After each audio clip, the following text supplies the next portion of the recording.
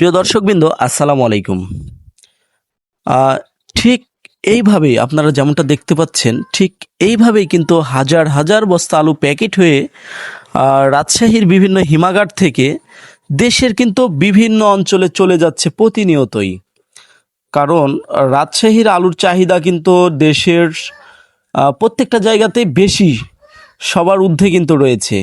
কারণ রাজশাহীর আলু খেতেও যেমন সুস্বাদু, দেখতেও যেমন সুন্দর, তেমন সংরক্ষণের ক্ষেত্রেও কিন্তু একটা উপযোগী।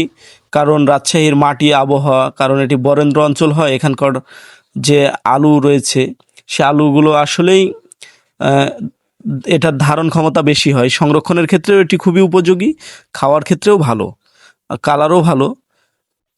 যার জন্য এটার দামও কিন্তু সব জায়গায় 8 আনা 1 টাকা কিন্তু বেশিতেই কেনা বেচা হয়। তো এইভাবেই কিন্তু হাজার হাজার বস্তা হিমাগার থেকে প্যাকেটিং হয়ে, সেলাই হয়ে, ট্রাকে করে দেশের বিভিন্ন অঞ্চলে প্রতিনিয়তই চলে যাচ্ছে আমাদের রাজশাহী থেকে। তো সবাই ভালো থাকবেন। আল্লাহ